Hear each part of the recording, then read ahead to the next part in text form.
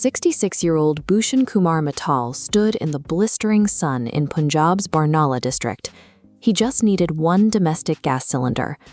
Hours passed in a line with no end in sight until his heart gave out. He died standing there. While people collapse, a highly coordinated digital narrative is painting a very different picture. Thousands of identical copy-pasted posts have flooded social media with the exact same script, claiming their cylinders are being delivered in under 2 hours and that there is zero shortage. Out in the real world, desperation has taken over. A standard domestic cylinder, officially priced around 900 rupees, is being hawked in Delhi's black market for up to 3,000 rupees. In Tier 2 cities, that price tag has hit 6,000 rupees. The local economy is buckling under the pressure. In major tech hubs like Bengaluru and Mumbai, up to 30% of restaurants have already shut their doors. Food delivery orders on platforms like Swiggy and Zomato have dropped by more than half simply because kitchens cannot source the fuel to cook. The government calls this a case of minor panic buying, but you do not see six-fold price gouging and mass restaurant closures unless the actual physical supply chain has violently fractured at the local level. Inside the halls of Parliament, the official stance remains defiant. The petroleum minister stood before lawmakers and explicitly declared the domestic supply is fully protected, insisting there is no scarcity of gas. Yet, behind closed doors, the state quietly rolled out drastic emergency control orders. They extended the mandatory waiting period between domestic cylinder bookings to 45 days in rural areas, and they aggressively capped commercial gas supplies to a mere 20% of their normal demand. Along with the sudden rationing came immediate penalties on the consumer. The government hiked the price of domestic cylinders by 60 rupees and commercial ones by 115 rupees across the board. You do not enforce emergency rationing and penalize consumers with price hikes if your own reserves are full. These severe policy shifts confirm that gas hasn't merely been hoarded by panicked citizens. Massive quantities have genuinely vanished from the national grid. To understand where the fuel went, we have to look at how India gets it. The country consumes a staggering 3.1 crore metric tons of LPG every year. We rely on foreign imports for 60% of that total. This map shows the massive volume of India's energy trade, and almost all of it shares a single terrifying bottleneck. 90% of India's imported LPG must squeeze through the Strait of Hormuz, a maritime passage just 33 kilometers wide between Oman and Iran. When warfare escalated between Iran and its adversaries, Iran retaliated by deliberately choking off this exact maritime passage. In an instant, the primary supply lines extending toward the Indian coast were severed. This blockade is actively enforced. Iranian forces deployed speedboats and heavily armed patrols to intercept and halt commercial cargo vessels attempting to pass the strait.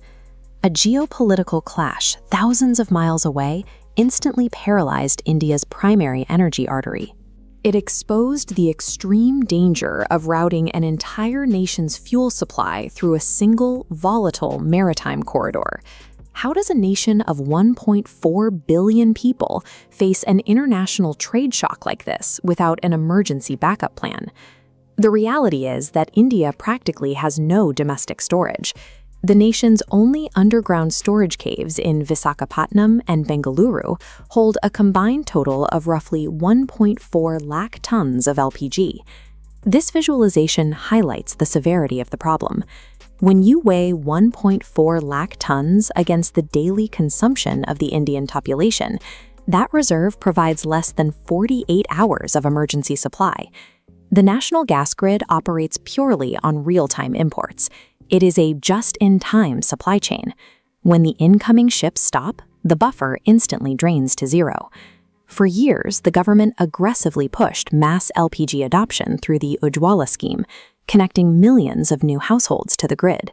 But they completely bypassed building the strategic storage infrastructure required to sustain that massive new demand. The foreign war was the trigger, but the resulting collapse stems from a systemic failure in national security planning. India remained uniquely and predictably exposed while neglecting the foundations of its own energy grid. People waiting in line want to know when the gas will return, but a rapid diplomatic ceasefire is highly unlikely. Iran recently appointed a new supreme leader who has publicly committed to maintaining a hardline stance against foreign military bases in the Middle East. The government has loudly publicized emergency shipments arriving from the US, Norway, and Russia, but those highly touted ships contain roughly 92,000 tons of LPG. That is barely enough gas for a single day of national consumption. With the Strait of Hormuz still heavily mined, India has been reduced to negotiating safe passage with Iran for individual ships, begging for one agonizingly slow permit at a time. Factoring in these compounding diplomatic and logistical hurdles, the realistic timeline for market stabilization is a minimum of 4 to 8 weeks. In major cities, families are pivoting to electric induction cooktops, but that temporary workaround fails the most vulnerable.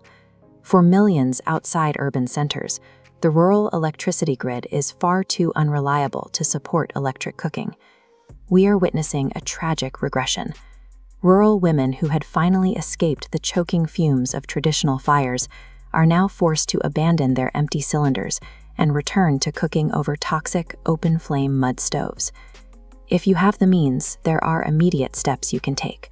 Invest in an induction cooktop if your power is stable. Apply for a piped natural gas connection, which completely bypasses maritime shipping, and actively report